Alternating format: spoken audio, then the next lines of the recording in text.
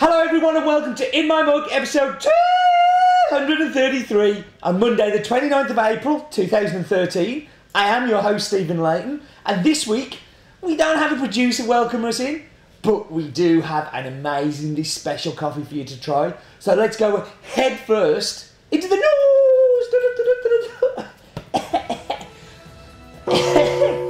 Tuesday is the sweepstake race. You can buy your bag and have it on its way to you and still win. There are a few bags left, so do go in and have a look. Also, with the new month coming up, it means we're going to have a new guest blend launching on Wednesday, Thursday, so keep the eyes peeled for such things. So that will be going on, I think Wednesday is the first, so be up on then. And more El Salvadors have gone on the site this week, along with the San Jorge that we had last week. I'm joking. Some of the other Argentinas have gone on. Over this week, we're going to have Cincinnati Concordia coming on. Costa Ricans are here. We are doing a Costa Rican today, but there are other Costa Ricans on the site. Finca de Licho is back, really exciting. So yeah, they're all coming on. And we have, as I promised, if we have a coffee coming on the site that we're not going to be doing In My Mug on, I said I would tell you here. And we have one of those. It's the Brazil Cup of Excellence that went on Friday. I would love to share it with you on an In My Mug, but it's so tiny that we don't have enough to send to everybody. So that is not going to be an In My Mug. And that was the news! So, it's time for 20 seconds on. And this week it's going to be on processing, and particular Pulp Natural and honey.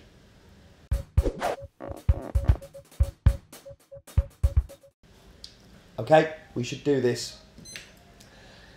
Now, it seems like a big topic to go 20 seconds on, so I think I should let a video do the work.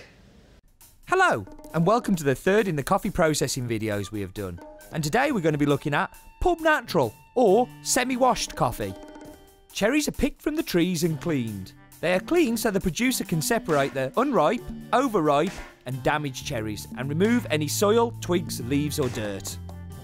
They are pulped using either a traditional water pulper as used in washed coffee or dry pulped similar to those that are used in the mechanically scrubbed coffee. Here you can decide exactly how much mucilage you wish to remove. When a high amount of mucilage is left on, it's often referred to as the honey process. With less, Pulp Natural.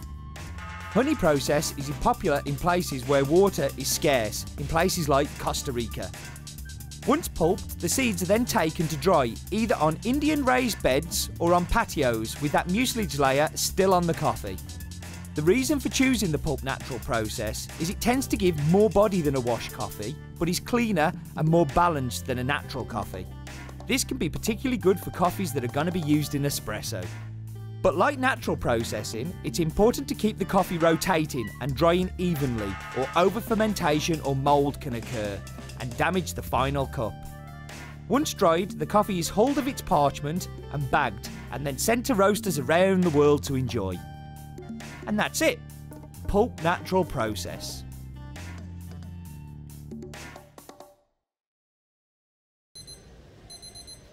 And that was 20 seconds on.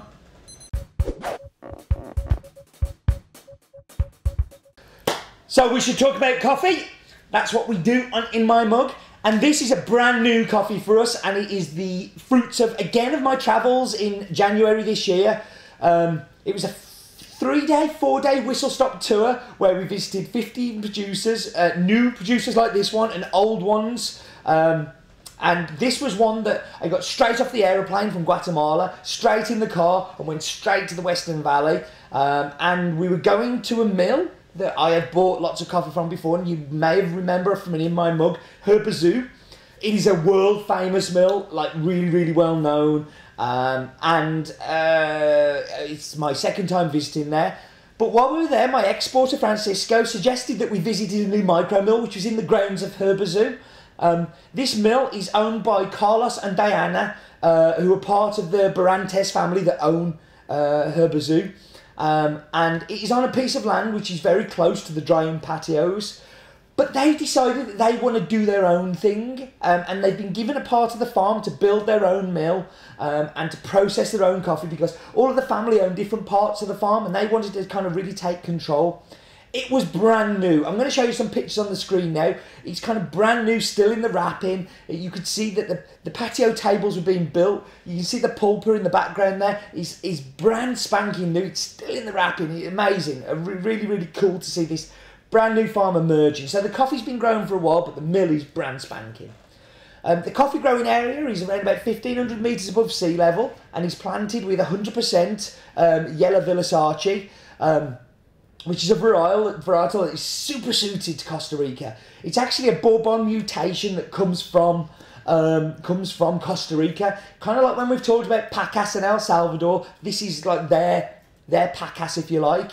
And it's been processed using the honey process, which I've talked about in the video, which leaves lots of mucilage on the seed during the drying process, which tends to lend itself to a super rounded, super balanced, super amazing cup.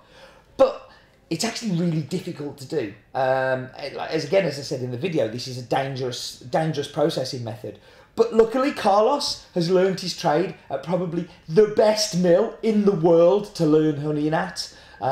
He pulls it off with some gusto. It's an amazing, amazing coffee. So, farm is called Finca La Perla de Café, owned by Carlos and Diana Barantes. The nearest town, if you like, is Lourdes de Ranjo, and it's in the Occidental region, so the Occidental Valley in the Western Valley area. It comes from an altitude of 1,500 metres above sea level. It's 100% Villasarci, and it's processed using the yellow honey Pulp Natural style of process. So let's go and do the map bit. It's the map bit. No expense spent. It's the map bit. Hello. Okay. What do? We go down to the has-been and we come up from the has-been. And we're going to have a big look at the world, and we're going to go to Central America. Somewhere where we're going to be spending a lot of time. And the place where we're going at the moment is to Costa Rica. But before that, we should look at Central America, and the number of producing countries is 7, population of nearly 42 million, surface area of 524 square kilometres, around about twice the size of the UK. So we want to look into Costa Rica, so let's get down to here and see the farms that we're buying from. So we buy from 2 very distinct regions, the Tarrazú to the south and the Western Valley to the north. But let's have a look at Costa Rica as a country. So, its name. What is it called? It's called Costa Rica, of course. It has a population of 4.7 million, so quite small, really. 51,000 square kilometre area, and the capital city is San Jose. To put that in context, the England is around about 51,000 square kilometres. So let's go down. And we can see Licho, we can see La Perla, we can see Zacero. Next door to La Perla is also Herbazoo, which is the family mill. La Perla is the mill that Carlos has built and taken on. But let's get down to the farm now. It's a real shame that it's blurry. We don't have so much information on Google Maps here. As you can see, it's just not very clear at all. But let's look at the farm details, and of course Dale the cow. The farm is called La Perla. We have an altitude of 1,500 metres. We have Villasarci, and the nearest town is there. So we are going to move on. Come on, why is it taking so long? Up we go to the photos of the farm. So because I don't have detailed maps, I do have some detailed photos, and you can see the photo there. Carlos was actually still building the drying tables when we arrived. It was that brand new a place. And that was the map bit.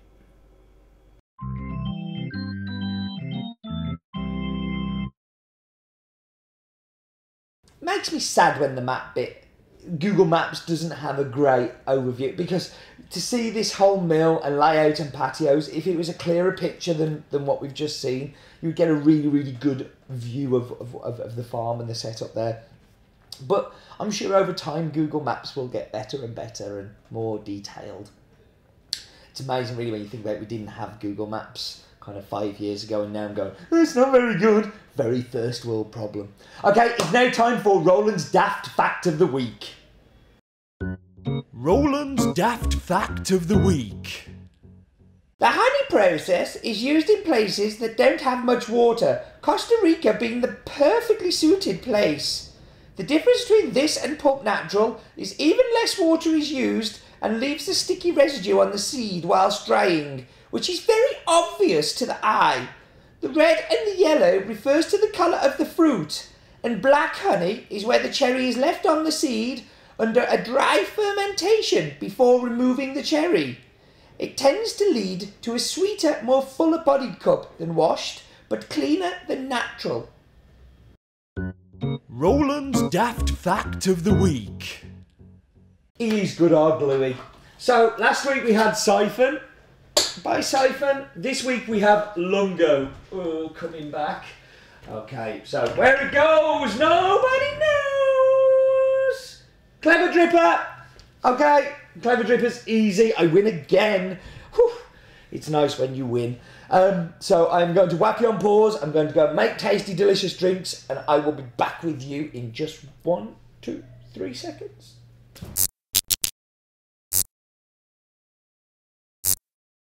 And I'm back. So we should dive straight into the espresso.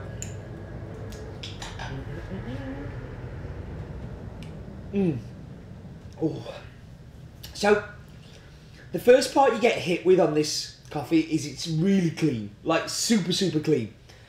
And I'm going to say strawberry, but not what you're thinking. This isn't Funky Town. This is nowhere near Funky Town. This is Mr. and Mrs. Elegant going out to a Michelin star restaurant to have a lovely evening together. This ain't Funky Town at all. This is Boringville. Not Boringville, actually that's a bit fair, but this is Sensibleville. There we go, Sensibleville. And there's a strawberry, and it's like a really fresh, clean strawberry, and covered in white sugar. Kind of like, think about sipping a glass of champagne and eating a strawberry, that kind of strawberry, that sharp, acidic, bright. But as it moves on, it kind of goes into this chocolate. It is delicious, it really is. So into the milk.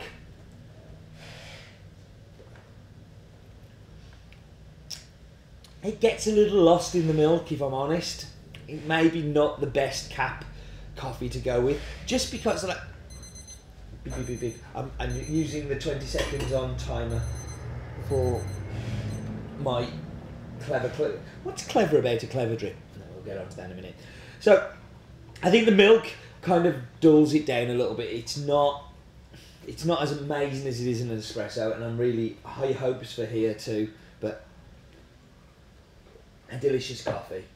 Now, we had this for our morning brew this morning, and